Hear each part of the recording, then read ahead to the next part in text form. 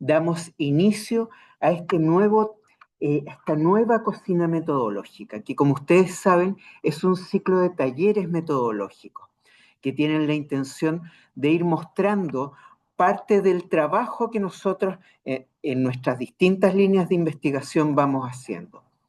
La idea de cocina metodológica tiene que ver es una metáfora. Alguna vez dijeron que cocina no podía ser porque parecía esto que hacen, ¿no? La cocina de la política, que hacen unos menjunjes, unos arreglos ahí para estar todos al final, quedar todos bien entre sí. Pero no, es más gastronómica nuestra metáfora, ¿no? La idea es que cuando vamos a un restaurante nos llega un plato muy bonito, todo decorado, perfecto, pero han pasado muchas cosas para que este plato fuera así. Lo mismo, el oficio del investigar también se caracteriza por presentar un producto lo más coherente, lo más consistente posible, por ejemplo, a través del informe de investigación, a través de una tesis doctoral o a través de los artículos o libros, capítulos de libro, mediante los cuales nosotros difundimos nuestro trabajo investigativo. Sin embargo, detrás de eso que parece tan perfecto o tan bien articulado, tan coherente, hay una serie de prácticas y también hay una serie de tensiones, a veces pequeños conflictos, pequeñas situaciones que nos obligan a hacer arreglos específicos. Lo mismo que ocurre con los cocineros cuando tratan de hacer su bella y sabrosa cocina. Por eso estos talleres tienen el nombre de la cocina metodológica, que es como abrir la puerta de nosotros como equipos, nosotras como equipos de investigación al oficio de lo que hacemos, atendiendo a que investigar es primero una práctica y es sobre todo también una suerte de artesanía, en la artesanía el artesano trabaja con el rigor del oficio, con un conocimiento y una serie de prácticas y técnicas muy, muy rigurosas, pero las tiene que aplicar en función del material que tiene al frente, ¿no? Aquí nosotros también tenemos el rigor, el dominio de las técnicas, pero las desplegamos en este espacio situado que es nuestro investigar. Y es eso a lo que les queremos abrir en esta sesión, nosotros como línea 4, línea política y prácticas de gestión, a través de este taller que se llama Entre capas y modos, construyendo una etnografía multimodal crítica, que tiene que ver con lo que estamos investigando como línea. Vamos a presentar al equipo. Como ahí dice, ahí está la ruta de trabajo. Primero nos vamos a presentar el equipo, vamos a presentar también lo que es la línea de investigación y eso, los ingredientes con los que cocinamos nuestra investigación. La etnografía, la multimodalidad, la teoría crítica y la idea de lo multicapa. Y esto lo queremos trabajar y nuestra intención es centrarnos sobre una práctica específica que refiere al trabajo más etnográfico que estamos haciendo, situado en el ámbito escolar, que es una de las capas con las que estamos trabajando y una de las capas en la cual se expresa de modo más claro esta sensibilidad multimodal que queremos transmitir. Y esto va a tener un momento más teórico con el cual vamos a iniciar, pero luego un momento más taller, un momento más práctico. Pero primero que todo tengo que presentar a nuestro tremendo equipo de investigación, así que nosotros estamos transmitiendo desde, desde el Centro de Investigación para la Educación Inclusiva y le pido al equipo si puede acercarse, así aquí detrás. Tarán. Carolina Vadillo, doctora doctora en educación, me agacho, ahí, ahí está, por la Universidad de Wollongong, Australia. Está online Eduardo González, quien es candidato a doctor en educación por la Universidad de Chile, ambos profesores de historia. Está Francisca Cubillos, psicóloga, quien es, quien es profesional de investigación, y Paloma Núñez, que está acá, quien es, ahí se vio la manito, pero quien es practicante de psicología en la línea 4, que está terminando su carrera. Entonces, nosotros como equipo estamos impartiendo, ahí aparece en la foto también aparece a Teresa Báez, que ha sido parte del equipo, y otras personas que han sido parte del equipo. ¿Qué estudiamos? Nosotros como línea, lo que hemos venido estudiando, y es como lo que define el objetivo de la línea dentro del Centro de Investigación para la Educación Inclusiva, nosotros investigamos políticas y prácticas de gestión. Y esto tiene que ver fuertemente con toda esta serie de reformas que han venido desarrollándose desde el 2000, desde el 2007, 2008 en adelante, ¿no? Tenemos que a partir de las movilizaciones estudiantiles que coinciden con una creciente crítica a cómo se había gestionado la educación en Chile, empiezan a desarrollarse una serie de reformas que buscan transformar la educación. Y aquí ustedes pueden ver en esta diapositiva, tengo la imagen al lado, por eso estoy mirando al lado, tenemos la ley CEP primero, luego la ley general de educación, la ley CEP es la subvención escolar preferencial, la ley general de educación, el sistema de aseguramiento de calidad, la ley de inclusión, la, la ley de nueva educación pública y luego sus distintos dispositivos, ¿no? Ahí aparece la estrategia de nueva educación pública. Por otro lado está la ley de carrera docente y también todo lo que han sido las regulaciones en relación a la función directiva. Ese es nuestro campo de análisis. Políticas, ¿no? ¿Cuáles políticas? Todas estas políticas que han interpelado el espacio de gestión de la escuela. Pero estas políticas, primero, ¿qué es lo que estudiamos nosotros? Nosotros estudiamos cómo estas políticas se discuten y se legitiman públicamente y también en el Parlamento. El Parlamento está pleno de discusiones que van marcando eh, que por ejemplo, la Ley General de Educación dice, ¿no? Uno de sus principios, garantizar una educación de calidad para todas y todos. Pero luego en su artículo más o menos 32 define que calidad es aquello que mide los instrumentos del sistema de aseguramiento de calidad.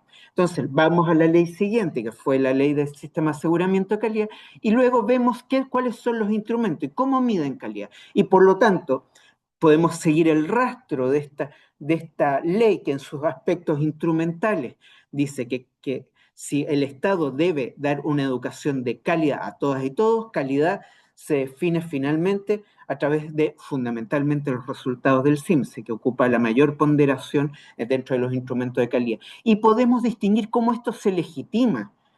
Si pueden, y les invito a seguir los distintos papers que hemos ido publicando como línea, en las cuales hemos ido investigando los procesos de legitimación, las disputas, por ejemplo, la ley de carrera docente, se define que podemos clasificar o encasillar a los profesores en categorías de desempeño docente en función de cumplimiento de estándares y cumplimiento individual de estándares. Por ejemplo, ¿por qué el módulo de cooperación es tan reducido en el peso? Cuando muchas veces la experiencia escolar nos habla de que los grandes problemas se resuelven más conjuntamente que como problemas individuales. Esto se puede seguir muy adecuadamente en lo que es la discusión de la ley, en que se toman decisiones políticas. Efectivamente, la construcción de una política pública es una toma de decisiones entre distintas opciones que tienen efectos. Y eso es una de las cosas que hemos ido investigando. Y eso lo investigamos con análisis del discurso. Analizamos el debate de la ley, incluso a veces el debate social que está en columnas de opinión, en medios de comunicación, los matinales, por ejemplo. Pero luego también analizamos la legitimación de esta ley y cómo se materializa en instrumentos específicos. Entonces no nos basta con analizar la cómo se ha discutido la ley de carrera docente. Tenemos que analizar cómo funciona el portafolio también, que es el principal instrumento de carrera docente, cómo funciona el proceso de clasificación, etcétera. Entonces eso lo hacemos a través de un análisis pragmático de instrumentos. Pero a la vez trabajamos justamente con estas narrativas individuales, colectivas. Nos interesa cómo esta ley, esta política es vivida en términos prácticos. Y por eso ahí tenemos esos otros instrumentos en los cuales vamos a ir poniendo atención. Aquí nos vamos a centrar sobre todo en un objeto de estudio, las políticas y prácticas de gestión para la inclusión, pero particularmente durante los últimos años hemos estado poniendo mucha atención en la ley de nueva educación pública, la 21.040. Es una ley que es muy interesante en su debate. Si ustedes recogen el debate en el Parlamento, se indica que es la ley más participativa, desde la vuelta a la dictadura, y hay citas textuales en torno a eso. A la vez se indica, y eso pone un foco en uno de los principios que aparece en la ley, ¿no? Que es el principio de participación, otros territorialización, etcétera.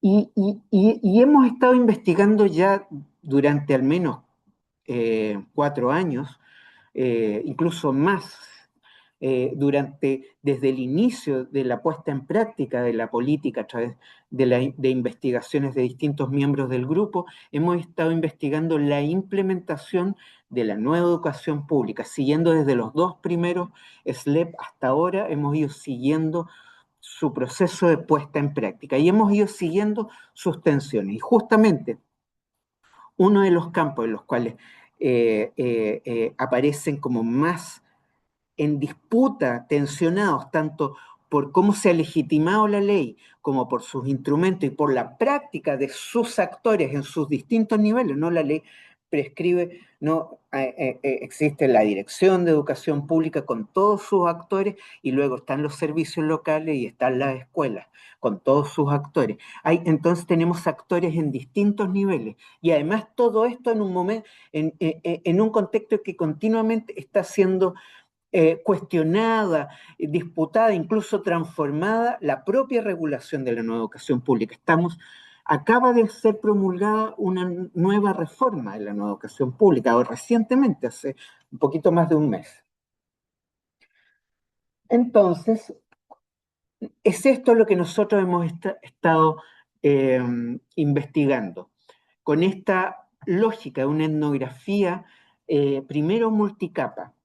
Y lo que aquí vamos a presentarles justamente es su aspecto más bottom-up, lo de abajo, quienes construyen, y cómo es experiencial, cómo es actuada la nueva educación pública por sus distintas, eh, por las distintas personas que las sostienen y por las prácticas conjuntas que hacen que la ley viva. Entonces, ¿por qué multicapa? Porque nosotros, como decía, investigamos la puesta en práctica de la ley atendiendo a las distintas capas que articulan esta puesta en práctica y que la despliegan. No, por un lado, decíamos, no toda esta disputa de legitimación social, que se vuelve a la vez una interpelación estructurante. Aquí claramente nos interesan las interpelaciones estructurantes institucionales, ¿no? La ley, cómo la ley eh, interpela directamente, y los discursos legitimadores de la ley, y los discursos de los políticos que van justificando y van hablando qué es la ley y quiénes son los actores de la ley. Las y los profesores son continuamente hablados en distintos medios. Entonces, atendemos a estas interpelaciones que interpelan el espacio local, sus discursos legitimadores, criterios de valoración. Los discursos legitimadores portan criterios de valoración, portan modos de problematizar y teleologías acerca de cómo debe ser la educación pública. Pero estas interpelaciones se materializan a través de instrumentos y teleología. plan estratégico local, la estrategia de educación pública con sus indicadores a los cuales se tienen que adecuar el PEL, ¿no? El plan estratégico local, que tiene una duración de 6 años, el PAL, etcétera, y luego los planes de mejoramiento escolares, eh, marcan una gramática respecto de qué es lo que importa y qué no. O sea, hay que ir a la estrategia de educación pública y ver qué es lo que mandata, cómo han hecho las evaluaciones, las distintas evaluaciones, no solo nuestro equipo, sino las evaluaciones que ha hecho el Consejo de Evaluación, por ejemplo, ha indicado que efectivamente instala una gramática de rendición de cuenta en que lo que más vale, nuevamente, es el CIMSE, como, ya que realce a los mismos instrumentos que la Ley General de Educación, no el Sistema de Aseguramiento de Calidad. Entonces, y eso hace que muchas de estas, de las prácticas contingentes orientadas a dar cuenta de estos principios de inclusión, participación, queden más silenciadas. Entonces nos interesan los instrumentos, cómo actúan en el espacio local, pero sobre todo nos interesa esto, cómo está siendo actuada, cómo está siendo transformada, resistida, pero también creada la nueva educación pública en este proceso de bajada. Y aquí nos encontramos con los actores que conforman, los actores intermedios, eh, quienes conocen de estudios en política pública, sabrán que uno de las capas de implementación de política pública en la cual se está poniendo mayor interés actualmente son las capas medias, las capas técnicas, pues ellas justamente traducen y materializan, tienen mayor conocimiento de las tensiones que se viven desde abajo, entre comillas, desde las escuelas en este caso, o desde los centros de atención primaria en el campo de salud, y hacen intermediaciones. Entonces nosotros atendemos a esa capa. Los profesionales de la ADEP, los trabajadores de los servicios locales de educación, y cómo actúan, y cómo se mueven, cómo se movilizan. Y sobre todo, y en lo cual finalmente nos vamos a concentrar hoy en día, es cómo se vive y cómo se hace la educación pública desde la escuela. Lo cotidiano como un espacio de realización y creación. Y ahí es donde hay prácticas individuales y conjuntas y narrativa individual y conjunta. Y es aquí que entraremos en el aspecto más etnográfico, desde la escuela. Y es ahí donde entraremos justamente, queremos mostrarle la dimensión multimodal con la cual estamos trabajando en escuela. Y por eso voy a invitar a mi querida compañera Carolina Vadillo, quien, así que me cambio de silla. Senadores, a propósito del contexto. Eso, exacto. Sale Vicente Sisto, entra Carolina Vadillo. Eh, Muy buenos días, gracias por estar conectadas con nosotros. Hay gente de Los Ángeles, nos llegó un saludo de Bio Bio, así que muchas gracias por estar conectado, eso es lo que permite hacer una transmisión desde Zoom. Bueno, sí. Aquí Vicente tiene bastante trabajo, él viene observando el nacimiento de la nueva educación pública desde que se estaba discutiendo y su promulgación en el 2017, noviembre de 2017. Entonces, bueno, como bien decía Vicente, nosotros estamos cocinando una investigación, es noticia en desarrollo y creemos que tiene un carácter novedoso en términos de investigación porque tiene bastantes marcos teóricos que estamos tratando de combinar.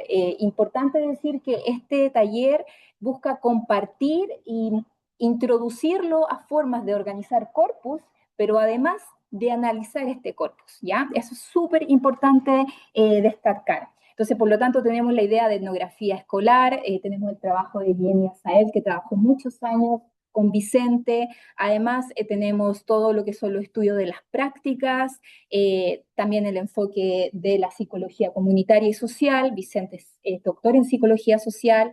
Por otro lado, y aquí entro a invitarles a ponerse los lentes de la multimodalidad, y no menor el enfoque crítico dentro de los niveles del discurso crítico, porque nosotros analizamos desde lo que es, no sé, una ley escrita, que es un texto como con unidad semántica, a una fotografía. Entonces, ese análisis, que es una primera capa del discurso, lo analizamos para poder tratar de interpretarlo y finalmente llegar a explicar una ley, como diría, los niveles del discurso. Entonces, acá a continuación, les pido que por favor, si es que están tomando apuntes, algunas ideas las puedan anotar porque les va a servir, porque este es un taller metodológico, entonces vamos a tener un momento activo. Entonces, si bien no es una clase de multimodalidad, ni de etnografía, ni de enfoque crítico, hay elementos que son claves. Entonces, habiendo dicho esto, les invito a que se pongan los lentes de la multimodalidad y básicamente mirar multimodalmente significa que entendemos los procesos de construcción de significado mirando todos los distintos modos y medios semióticos que utilizamos para crear significado, también su producción y su distribución. ¿Ya? Esta es como la definición técnica que vendría de Kress y Van Leeuwen. O sea, básicamente cuando nosotros nos comunicamos en palabras simples usamos más que el lenguaje, en este caso que estoy usando el lenguaje oral, también usamos los gestos, el tono de voz. Esos son modos semióticos. Y lo interesante de este enfoque teórico es que además mira la materialidad, porque la materialidad también construye significado. Acá les compartimos una foto de un centro de estudiantes, representantes del centro de estudiantes de un liceo público del territorio donde estamos trabajando, y ustedes aquí pueden ver, a propósito de lo que les decía, de que en este momento de comunicación, que es un contexto situado, porque ninguna cosa se puede mirar sin fuera de su contexto, ya lo vamos a ver un poquito más en detalle, tenemos estudiantes que están en este caso hablando, usando el lenguaje oral, pero además tenemos el gesto, ¿ya? Aquí una chica está levantando la mano, el estudiante que está presentando el resultado de que están discutiendo está usando el pizarrón como un medio material donde se sostiene la escritura, otro modo semiótico, y todo eso orquestado construye un proceso de comunicación, ¿ya? Ahora, hay conceptos claves que hay que tener en cuenta, como por ejemplo el modo semiótico, ¿ya? Si bien, insisto, esto no es una clase de multimodalidad, pero hay que tener claro que hay que entender los modos semióticos como recursos socialmente organizados para significar. Ejemplo, levantar la mano, todos sabemos qué significa estoy pidiendo el turno para hablar, ¿ya? Y además hay que entender que hay modos semióticos y medios que tienen mayor potencial para significar.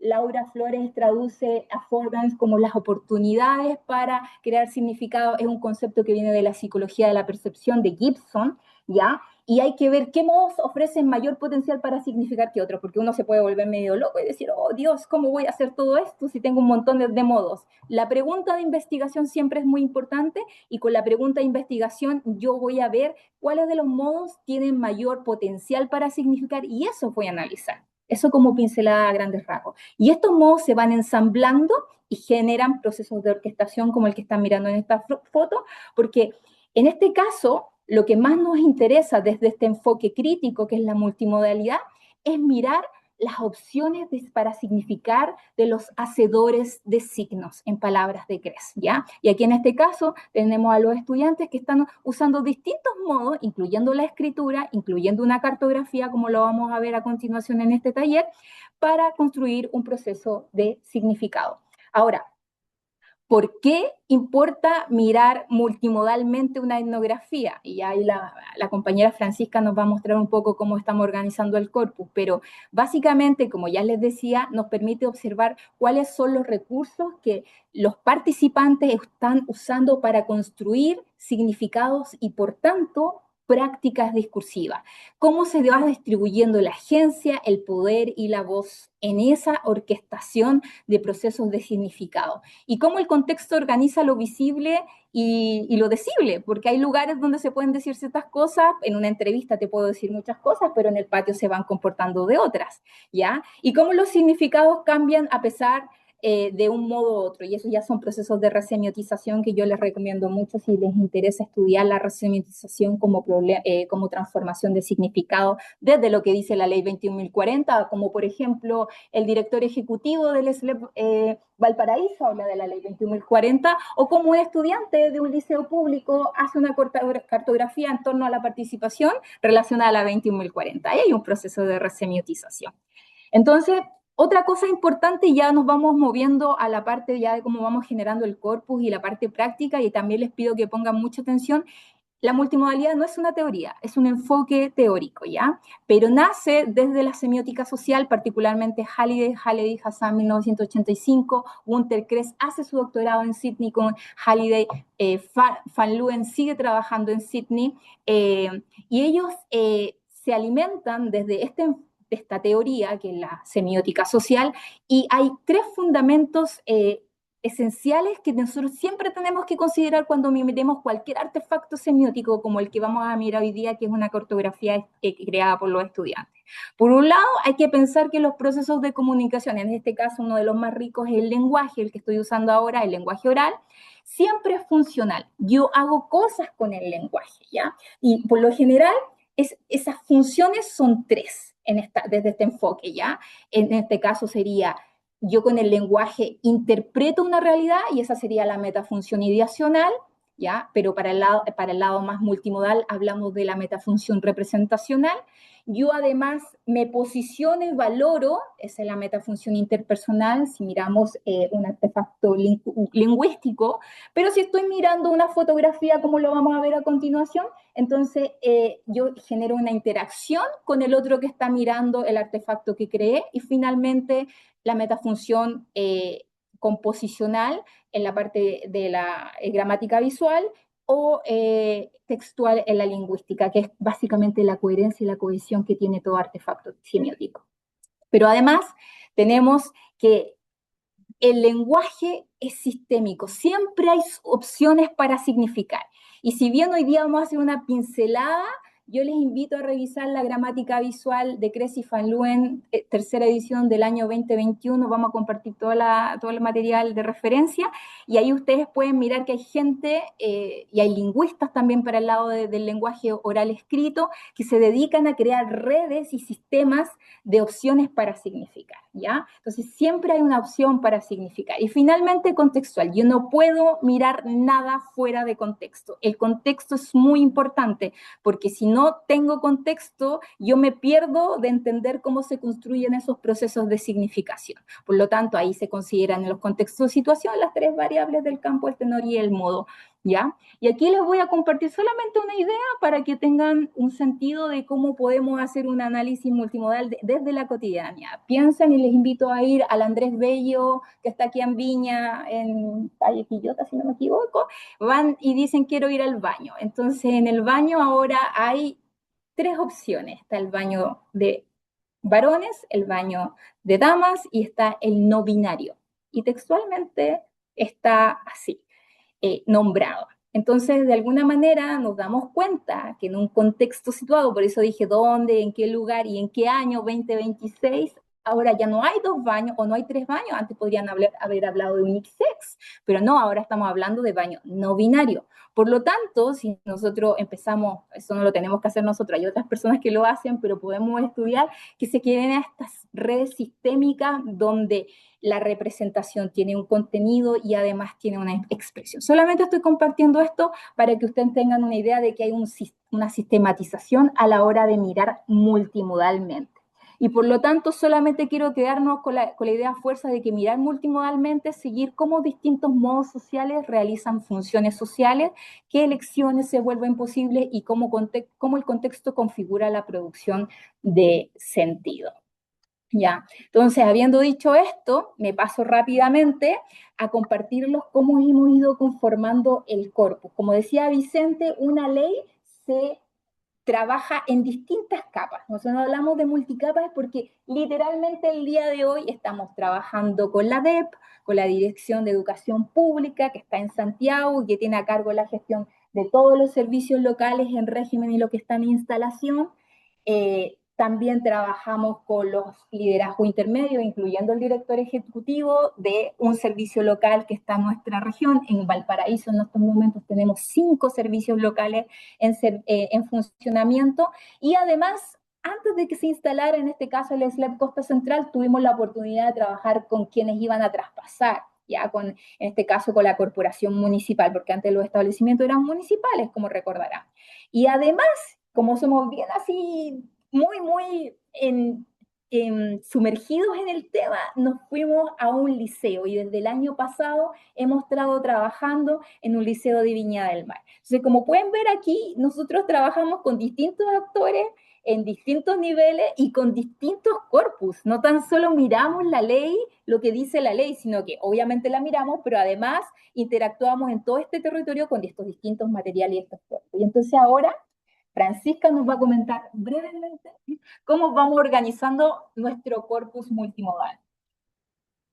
Sí. Acá les podemos mostrar a continuación cómo hemos ido también sistematizando estos datos que van apareciendo en las distintas capas de la investigación, porque va a ser un desafío también ver cómo recopilamos este corpus y cómo también le vamos dando forma a la etnografía en cuanto a dar un poco de orden a esto que ocurre de manera simultánea, porque si bien nosotros acá lo organizamos por campos, por llamarlo así, o por capas, la idea también es tener en consideración que esto está ocurriendo todo al mismo tiempo, y ahí les vamos a mostrar una imagen que puede dar cuenta de eso, pero acá rápidamente vemos el índice que tiene una tabla de contenido donde dividimos justamente por estas capas que les mencionamos, y acá también podemos, como es un cuaderno de campo digital, incluir recursos multimodales en los distintos modos en que vamos trabajando, y esto nos permite una riqueza del corpus que no nos daría otro tipo de organización. Entonces también como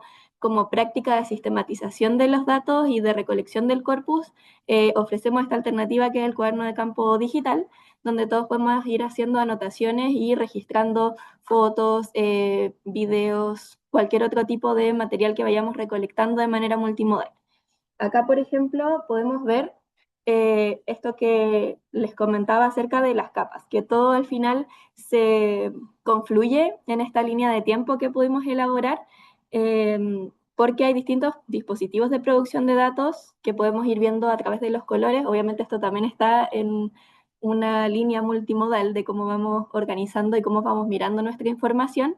Y acá podemos ver salidas a terreno, encuentros con los centros de estudiantes, reuniones, conferencias, entrevistas, y acá podemos dar cuenta también de cómo ocurren de manera simultánea y cómo se traslapan estas capas que van ocurriendo al mismo tiempo, ¿ya?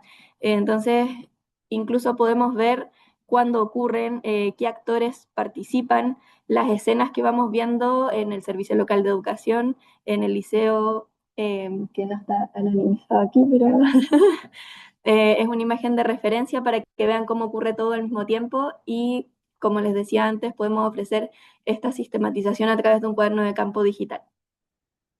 Y bueno, algo que nos decía la otra vez Francisca, y es que es súper importante que la foto, el video, el link al reel que subió la alcaldesa o el director ejecutivo, no vienen a como complementar, son un modo semiótico en sí mismo que a veces las palabras y las transcripciones de una etnografía no alcanzan a reportar, ¿ya? Acá simplemente lo que voy a hacer a continuación es mostrarle una de esas muestras que hemos tomado y vamos a hacer un precalentamiento porque después los vamos a dividir en grupos, ¿ya? Y los vamos a hacer trabajar con una guía que con mucho cariño les hemos armado con preguntas bien específicas para que analicen un artefacto visual. Y vamos a trabajar con imagen fija, ¿ya? Hoy día no vamos a trabajar imagen-movimiento porque ya sería otra historia. Y al final de la sesión les vamos a regalar un material para que ustedes, si tienen sus cuerpos multimodales, puedan utilizar esta guía que está basada básicamente en el libro de Leyendo Imágenes de Cressy Van Leeuwen, tercera edición 2021, y el discurso multimodal de Cressy Van Leeuwen, año 2001. ¿Ya? Aquí les digo que estamos entrando al servicio local de Costa Central. En la mano izquierda, como está mi cursor, ustedes pueden ver la recepción, ese es el contexto situación, siempre es importante, y a la derecha tenemos un artefacto semiótico que nos llama mucho la atención cuando nosotros fuimos por primera vez y lo vimos colgado ahí, ¿ya? Es un cuadro con todos los testimonios de estudiantes que relatan la escuela que sueñan de las comunas que administra, en este caso, el servicio local de Costa Central, que sería Puchuncaví, Quintero, Concón y Viña del Mar. Y literalmente nos andamos moviendo por todas esas comunas, ¿ya? Entonces, lo que voy a hacer a continuación es lo que van a hacer ustedes después. Entonces, por favor, les pido que pongan un poco de atención, pero tranquilidad ante todo, que de verdad que las preguntas que les dejamos van a ayudar bastante. Entonces, Les contaba que nosotros cuando nos comunicamos siempre tenemos tres metafunciones que están funcionando al mismo tiempo. El lenguaje hace cosas nosotros hacemos cosas con el lenguaje. En este caso es un lenguaje visual, es una imagen fija, y desde la metafunción representacional, es decir, ¿qué está pasando? ¿Ya? Cressy Van Leeuwen dice que por lo general las imágenes pueden ser narrativas, te están contando una historia, o pueden ser conceptuales simbólicas. Entonces, nosotros, a propósito del análisis que estamos haciendo a este cuadro que está puesto en la entrada del servicio local y está escrito a mano por los estudiantes de estas 4 comunas, nosotros pensamos, bueno, ¿qué se está representando aquí? ¿Qué ideas, actores y procesos? Y bueno, llegamos a la conclusión, obviamente después de haber leído el libro, a todo esto estamos escribiendo un capítulo del libro en torno a esto, es que es una imagen conceptual, ¿ya? Porque tenemos, si bien no hay actores acá, tenemos el escudo de Chile en el medio, y además tenemos los testimonios de los estudiantes, hay un nivel de participación de los actores, en este caso del estamento estudiantil, que rodean esto. Entonces, por lo tanto, tenemos una escuela pública que sí, los que saben un poquito de historia recordarán que además tiene como esa referencia, esa vocación hacia la escuela pública de antes de la dictadura. Y luego, si nos preguntamos cómo interactúa esto conmigo, esto es muy rápido lo que estoy haciendo, ustedes lo podrían hacer con mucho más detalle. Bueno, si bien aquí no hay una persona que me está mirando, que está interactuando directamente conmigo, yo podría atreverme a decir que hay una demanda indirecta. ¿Ya? ¿Por qué hay una demanda indirecta? Porque el contexto, situación, sobre todo donde está puesta, me interpela. Aquí están siendo los estudiantes con sus testimonios alrededor de un signo que viene a representar el Estado de Chile, que es el escudo nacional. Entonces, de alguna manera, quien llega y quienes están trabajando recuerdan, ¿por qué no decirlo? Y ahí me estoy pasando al nivel de la interpretación, porque están trabajando, ¿ya? Entonces hay una demanda indirecta. Y finalmente, a grandes rasgos, si nos miramos cómo está compuesta la imagen, ahí uno puede mirar los de arriba, si vamos a poder compartir la PPT con ustedes, no se preocupen.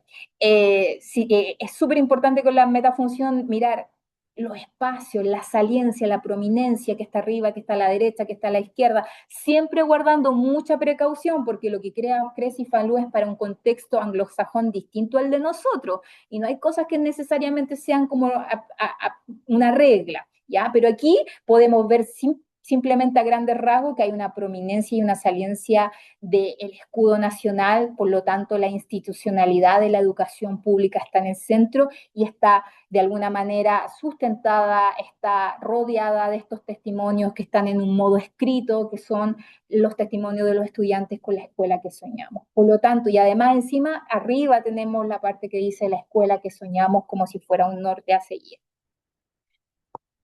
Habiendo dicho esto, ya que nos interesa, estamos bien con el tiempo, bien, nos interesa que ustedes hagan un ejercicio con uno de nuestros datos, ¿ya? A grandes rasgos, y aquí sí, por favor, si están tomando nota, por favor, tomen nota porque es importante, ¿ya? Para que ustedes puedan hacer el análisis de forma grupal, pero de un poco más independiente, ¿ya? Este ejercicio fue realizado con los representantes del Centro Estudiante de un liceo, contar a grandes rasgos que son 8 estudiantes que en octubre nos dieron una entrevista. Este ejercicio duró 3 horas en la biblioteca, ya 3 horas.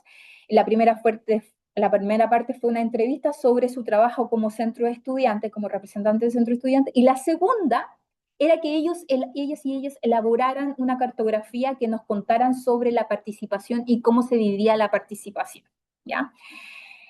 Entonces, este ejercicio fue acompañado por nosotros, por nosotras, por Francisca, por Paloma, y les podemos ir contando, nos vamos a ir paseando por las salas, cómo se fue viviendo, pero sí quiero que por favor pongan mucha atención porque a continuación lo que vamos a hacer, Paloma va a compartir con ustedes, la actividad, una guía para analizar la cartografía. Quiero que pongan mucha atención, y aquí voy con el cursor. eh, Aquí hay una especie de colores, unos posting de colores, ¿cierto? Amarillo, verde y rosado, Ya, esa es una taxonomía que los estudiantes y las estudiantes crearon en ese momento para representar qué tanta participación había en algunos espacios en el liceo. Estoy con el cursor apuntando, esto usted igual lo pueden mirar en la guía que les vamos a entregar, pero este es el liceo, ¿ya? Y obviamente ya podrán reconocer que en algunos espacios están los patios, ¿ya? Esta taxonomía es súper importante entonces porque obviamente cuando hay rosado hay participación y donde hay amarillo no hay tanta participación, ¿ya? Otra cosa importante, que pongan atención al modo escrito, cuando tengan la guía, hagan zoom, por favor, y pueden ver que cuando se pueden ellos juntar, hablan de que pueden ser los días lunes y los días martes, cuando hay consejos de curso, ¿ya? Hay mucha participación en los aniversarios y en algunas actividades. Y además tenemos obviamente el tema del color, las flechas, qué sé yo. Entonces, habiendo dicho esto, lo que vamos a hacer a continuación es, bueno, dejar tal vez un espacio para si hay dudas, consultas, no sé si al momento le hacemos dudas, consultas y los dividimos, ¿ya? Entonces, por favor, sí, muy breve duda, consulta si algo no queda claro, porque Paloma ya compartió en el chat la guía con la que ustedes tienen que responder al análisis. Por favor, insisto acá, fíjense en las tres preguntas que dicen relación con la metafunción representacional, la interactiva y la composicional. Son 5 preguntas las que le damos, pero las más importantes son las 3, ¿ya? Con esas preguntas, ustedes pueden trabajar en equipo. Doy la palabra si alguien tiene alguna duda, consulta muy brevemente, porque después vamos a tener un plenario. ¿No? Deditos para arriba, algún tipo de reacción, ¿sí? ¿Estamos todos bien? Bien, gracias Camila. Es importante de repente esa interacción en esto. Gracias, Paula. Entonces, Francisca les va a dividir en grupos, en teoría de 5. Gracias por estar, gracias por conectarte. Van a dividirse en 5, van a trabajar por unos 15 minutos respondiendo a estas 3 preguntas. También además tienen las notas de campo en caso de que quieran mirar las notas de campo, pero yo les pido por favor que ojalá las notas de campo solo las miren la parte que está subrayada. Dejen la hegemonía del lenguaje verbal escrito y fíjense en observar la cartografía. Las fotografías que están al final obviamente son para su análisis también. Entonces, habiendo dicho eso, ahora Francisca les va a dividir y nosotros nos vamos a pasear. 15 minutos para trabajar. Gracias.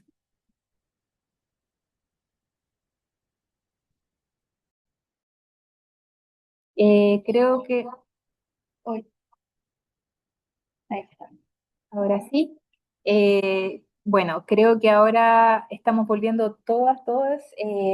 Lo que viene a continuación, quédense hasta el final porque tenemos un bonus track, leemos un bonus para ustedes, le hemos creado una guía para analizar análisis multimodal. Eh, bueno, yo creo que antes de decir como las respuestas que nosotros le dimos al análisis, porque nosotros hicimos este ejercicio con mucho más tiempo, obviamente, y con lecturas en el cuerpo, eh, quiero abrir la palabra para que comenten qué les pareció, qué cosas observaron, tanto metodológicamente como del análisis en sí mismo. No sé si me explico ahí. Ya son dos cosas distintas. Entonces, nada, abro la palabra, quien quiera que le pareció el análisis con la gramática visual, mirando las 3 metafunciones, con las preguntas que les dimos, les pareció complicado. Pueden hablar del contenido como también de la parte metodológica. ¿Les hizo sentido, no les hizo sentido? ¿Pueden entender la participación como práctica discursiva de otra manera después de haber visto esto que crearon representantes del centro de estudiantes? Hay una más. Magdalena. Sí, quisiera comentar lo que hicimos con el grupo a grandes rasgos. Entendimos que había que responder las primeras 3 preguntas, ¿no es cierto? En eso estoy bien. Ya, súper. Entonces, bueno, mirando la cartografía, primero nos dimos cuenta que las monitas que los Hello Kitty representan personas. Em, o sea, hablando de la metafunción representacional. Hello Kitty representan personas y las personas están representadas en distintos espacios. Dentro de lo que está en las notas de campo, hablaban que las salas de clases se les ocurrió después a los estudiantes, entonces eso nos permitió darnos cuenta también que las salas de clases estaban en los márgenes. Respecto a los espacios, se representan los distintos profesores, auxiliares, con distintos gestos y sobre objetos. Em, Se representan instrumentos musicales, pelota, arcos de fútbol, atril de artes. Y ahí igual pensamos un poco que son objetos que se manipulan libremente. También están representadas las plantas, las flores. eh, en general, los objetos representados también se acompañan de acciones como pintar, tocar guitarra, cantar.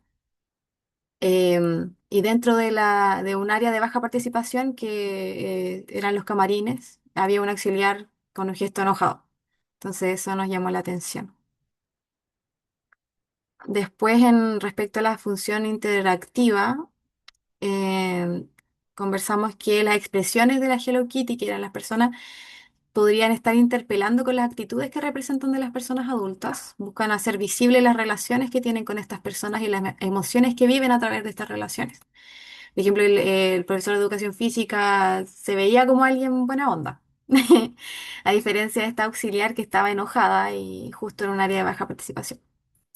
Ahí también escribimos, o sea, hablamos sobre la ausencia de las salas formales, que muchas no están representadas. O sea, en general es la sala de computación, donde está arte y tecnología, el gimnasio, y estaba la sala de música, ¿no? Donde está la sala donde tiene el lenguaje, matemática, historia, etcétera. Entonces, se nos llamó la atención respecto a este punto.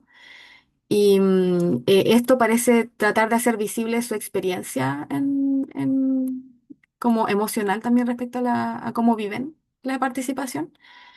Y hasta cierto punto nos hace cuestionarnos también respecto a cómo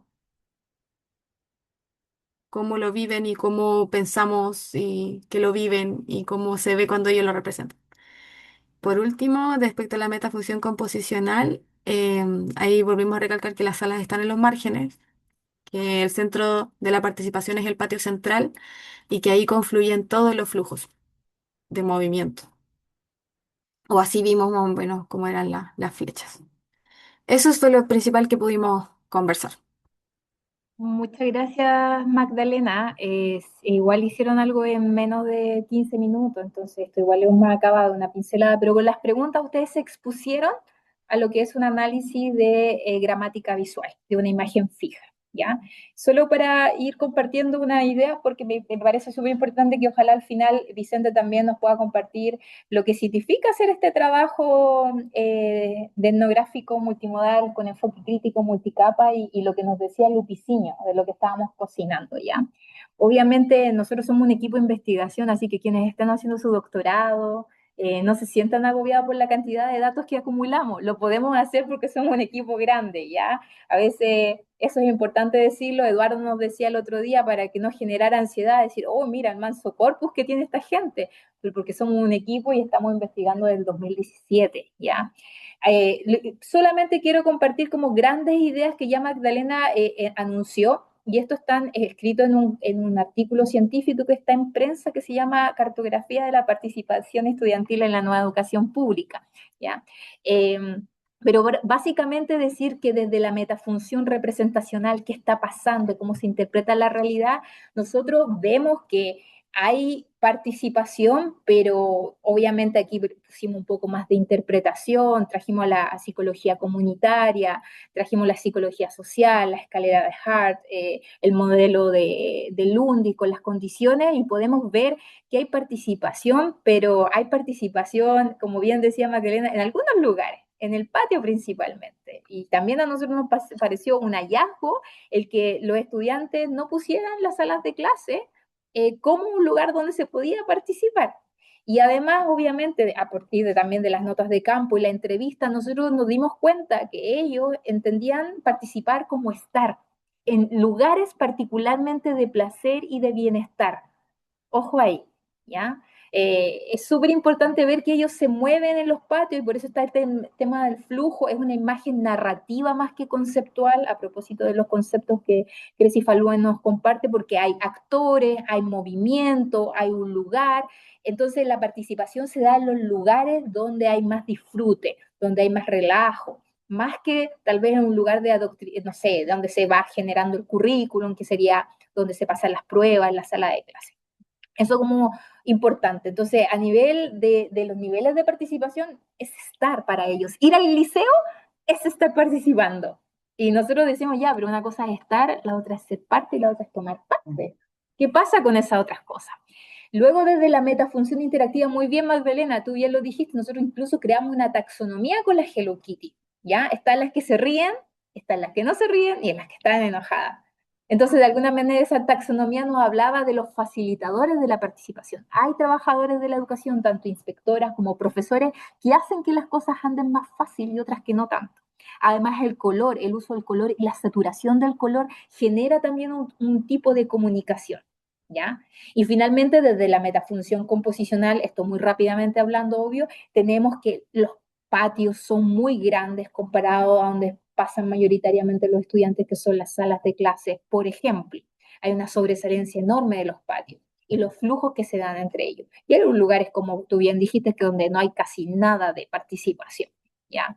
Entonces, eso a grandes rasgos con las tres metafunciones. Ahora, todo esto, y por eso nosotros hacíamos la pregunta, si ahí Paloma nos va a mover ¿qué logra mostrar esta cartografía sobre la participación que tal vez la entrevista, la encuesta, un documento institucional no va a permitir ver con la misma fuerza? La cotidianidad.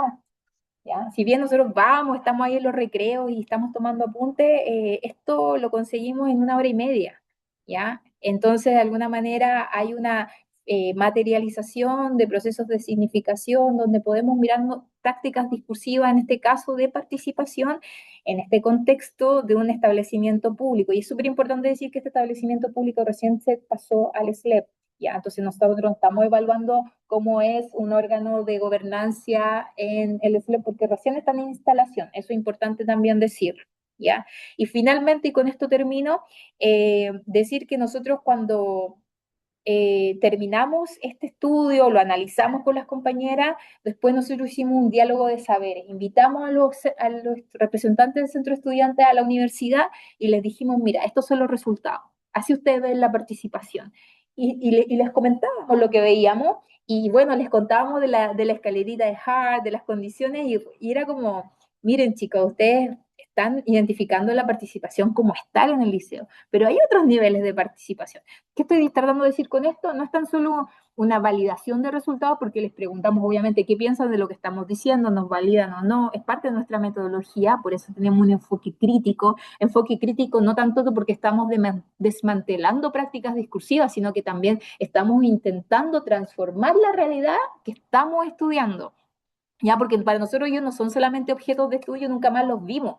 Ya, nosotros estamos instalados en el liceo y tratamos de, ojalá, contribuir desde la investigación y desde nuestra subjetividad con método a, ¿por qué no?, mejorar órganos de gobernanza en torno a lo que dice la 21.040. Si al final del día, ¿quién tiene el tiempo para leer una ley? Nosotros, ya, como equipo de investigación. Entonces, en ese diálogo de saberes no tan solo se da una validación de los resultados, sino también hay un proceso pequeñito, micropolítico de formación. Y eso queríamos compartir con ustedes, porque de alguna manera acá, no tan solo con esta cartografía que estoy proyectando, estamos viendo y mapeando la participación, sino que además, y aquí me atrevería a decir desde una perspectiva epistemológica, estamos tratando de apuntar a otras formas de conocimiento social, ¿ya? Entonces estamos mirando las prácticas discursivas multimodalmente, ¿ya? No tan solo con lo que dice la gente, sino cómo lo vive y en este caso cómo lo materializa en torno a una cartografía participativa. Habiendo dicho eso, le doy la palabra a Vicente para que nos cuente también lo que nos decía Lupiciño y algunas ideas centrales y recoger palabras. Eso, yo creo que es importante quizás recoger palabras Sí. quizás ahora y luego ir cerrando con eso, ¿no? Sí. ¿Qué les Sí, pareció? ¿Qué les parece lo que estamos haciendo? ¿Les hace sentido algo de lo que estamos haciendo? es importante que esto es solo una pincelada, como decía Carolina, ¿no es? Y es una pincelada que nos ha sido útil para trabajar de otros modos el espacio local en el cual, en este caso, se hace educación y se vive en todo este caso esta política de la nueva educación pública. Entonces, si bien aquí no aparece directamente la política, sí aparece obviamente en las entrevistas y en el trabajo etnográfico de los otros actores, el espacio de las niñas, los niños, resulta fundamental porque es el espacio donde finalmente reverbera todo. Entonces, por eso, si bien aquí no aparece la ley de nueva educación pública directamente interpelada, aparece vivida con sus discursos, también con sus discursos eh, eh, su discurso y sus prácticas, ¿no? Que interpelan el espacio social. Entonces, eh, y claro, como decía Caro, y en su momento nos dijo Lupicinio Íñigue, investigador invitado que estuvo con nosotros hace pocas semanas atrás, efectivamente aquí lo que vamos haciendo es una suerte de investigación también en la cual estamos siendo como investigadores, guiados por la acción misma en la cual nos insertamos. Citando a Peter Spink, nos vamos llevando también en parte por lo que vamos encontrando en este insertarnos en el espacio local. Y en ese contexto, estas herramientas nos van permitiendo hilar y atender a otras materialidades, a otras materializaciones, a otras formas mediante las cuales los procesos semiotizantes se despliegan. Entonces, esto lo digo y pienso en lo que estábamos discutiendo en nuestro grupo. Es muy interesante que eh, por ejemplo, ahí se nos hablaba de lo importante que estaba la sala de música, está muy realzada, con muchas marquitas rosas de participación. Y claro, en las entrevistas no aparece tanto, pero en ese establecimiento tiene una historia con la música. Entonces, y ahí aparece además con esta carga, una carga fuerte e identitaria para este liceo, pero no aparece tan declarado en las otras herramientas, como decía, en los documentos del establecimiento, en las entrevistas. Aquí aparecen otros espacios y otras materializaciones del participar y es muy bonito además en términos plásticos también esta imagen. Pero nada, quiero dejarles a ustedes las. Sí, dibujaron el establecimiento desde cero, preguntas, sí, Carolina, sí. Ellos establecieron también con reglas, etcétera, fueron armando esto y establecieron los tamaños de los lugares. Fíjense que la sala de clases queda como una esquina y es muy estructurada, además con sus cuatro, claro, y un establecimiento de 3 pisos, etcétera, y aquí aparecen esos espacios. Abrimos igual la palabra. Vicente, ¿Sí? sí, bueno, yo quisiera agradecer el taller, la verdad fue súper interesante. Me parece muy notable cómo esta herramienta permite entrar, ¿no es cierto?, en la vivencia, en el fondo, de este centro de estudiantes de la participación en la escuela, y es tan dinámica, ¿no? Porque es un mapa que nos muestra flujos, ¿sí? O sea, como que nos arroja, ¿no? A ese punto de vista de los estudiantes y como esa micropolítica en la que opera la participación. Entonces, lo encuentro súper, súper interesante. Muchas gracias. Yo creo que sería bueno poder mandarles por lo menos uno de los artículos en que se ve la multimodalidad actuando. Absolutamente, o sea, de hecho, ahora Paloma les va a compartir amablemente un material que les preparamos para que ustedes puedan aplicarlo a su corpus, ¿ya?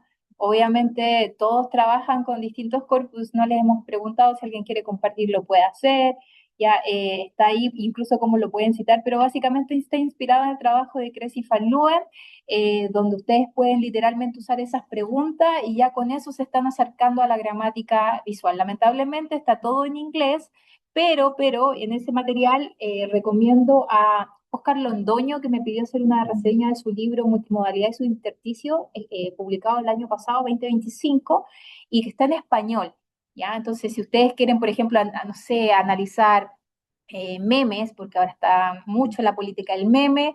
Él analiza la policía colombiana y cómo se infantiliza frente a los crímenes que cometen las protestas, y usa la gramática visual, y está todo en español, así que se lo súper recomiendo, está en digital ese libro para que lo consigan. Así que sí, está ahí todo el material para que vean cómo se puede poner en despliegue esto. Y mirar prácticas discursivas, no tan solo desde la hegemonía del lenguaje oral y escrito, porque al final todo construye, incluso incluyendo, miren dónde estamos nosotros, el color que tiene este centro es de un color particular, eso está comunicando cuál es la carga de un color como modo semiótico, por ejemplo.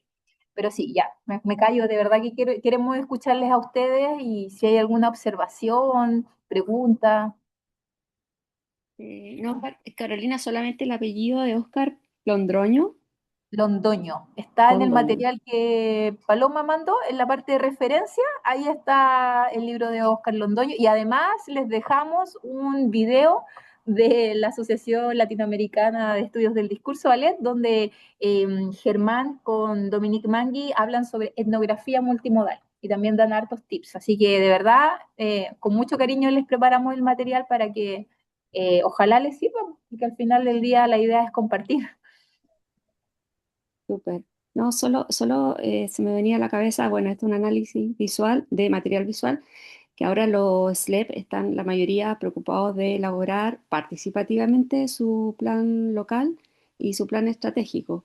Entonces estaba pensando, claro, cómo poder también analizar esos planes anuales locales o a futuro esos planes estratégicos que han, por lo menos yo que estoy más cercano a uno, se gasta mucha energía en convocar a participación, pero hasta qué punto están representados, cómo esos intereses y esa jerarquía de prioridades también va a significar algo que represente cómo se moviliza el SLEP. Entonces, bueno, agradecería que la bibliografía que compartieran también sirviera para darnos luces de cómo ir analizando estos documentos de la nueva educación pública que van saliendo, producto de la participación. Sí, yo solo agregaría ahí que siempre tu pregunta de investigación va a ser como quién te va a ayudar a navegar, porque puedes mirar literalmente el pel y el pal que escribieron, pero también puedes mirar, por ejemplo, procesos, instancias en donde se negociaron significados para construir esa carta de navegación que sería el pel y el pal. Para los que no saben, son básicamente los planes anuales y los planes locales, algunos de 3 años y unos de un año, ¿ya? Entonces, depende de tu pregunta de investigación y cuáles son los recursos semióticos con los que te vas topando, y dejándote sorprender, porque algo que yo siempre le digo, sobre todo a los estudiantes de doctorado, déjense sorprender por su data, ¿ya? Porque a veces uno recolecta un montón de cosas, recuerdo mi pregunta de investigación y yo voy diciendo ya, ¿qué tiene mayor potencial para significar? Recuerda la idea de affordance, de las posibilidades, ahí viene Gibson, ¿ya? ¿Qué hago con esto? Y en función a eso, yo ahí diría ponerle mucha atención, mucho talento, y están las herramientas publicadas, la gramática visual es súper famosa, entonces ahí ustedes ya pueden usarlas para que así no les acusen de comentar la foto o comentar el texto, sino que están analizando. O sea, al final del día lo que estamos aquí buscando es a generar una sistematización a la hora de analizar. Súper, gracias. Bueno, yo le agradezco muchísimo por este espacio del taller y creo que necesitaba mucho mirar un corpus desde otro lado, pese a que, claro, yo ahora estoy en el doctorado, que es de ciencias sociales, pero estoy pensando en mirar cuestiones de salud, entonces, esta perspectiva de lo multimodal, creo que era como justo lo que necesitaba más o menos para ir pensando de el nivel de profundidad que necesitaba para mirar como distintos aspectos para lo que me interesa. Entonces, le agradezco mucho todo el material que compartieron y las preguntas también. Así que bacán, bacán. Les felicito. Gracias, Camila, y a Gracias. todas y todos. Sí, gracias a Jimmy que también dejó sus Sí. comentarios. Está el material por si acaso, si no lo han visto, nos pueden contactar Y por por correo electrónico. carolina.vadillo@pucb.cl, vicente.sisto@pucb.cl. Y Francisca Torrealba, yo les mandé un Francisca. correo y les vamos a mandar También a través de ella. ahí la PPT que hoy día trabajamos con ustedes, ¿vale? Y bueno, si también hay derecho a represalia, así que si encuentran que hicimos mal alguna cosa, por favor, avísennos ya. Sí, Si la idea es poder sí. como de hacer estos diálogos de saberes, nadie tiene la Tiene verdad. una retroalimentación, sí. Sí, esto es De un algo que licencia. es un oficio, que Sí, más bien así lo hacemos, y lo vamos construyendo, creando sí. poco a poco, con los errores también que supone. Sí. Así que nada, pues muchas gracias. Muchas gracias. Y bueno, va a quedar grabado esto, así que si hay alguien que ustedes creen que les sirvan, después pueden pedir el material ya. Así que la idea es que ojalá se puedan sumar a otras cocinas metodológicas que vienen del centro. Somos 8 líneas de investigación, nosotros somos la línea 4, miramos cómo se gestionan las políticas públicas, pero tenemos a las compañeras de convivencia, tenemos compañeras que ven desde la economía el valor de lo público. Entonces, nada, pues les invito a que sigan conectándose a nuestras cocinas metodológicas. Muchas gracias. Ya. Chao, chao. Chao, Chao, muchas gracias. Chao, chao.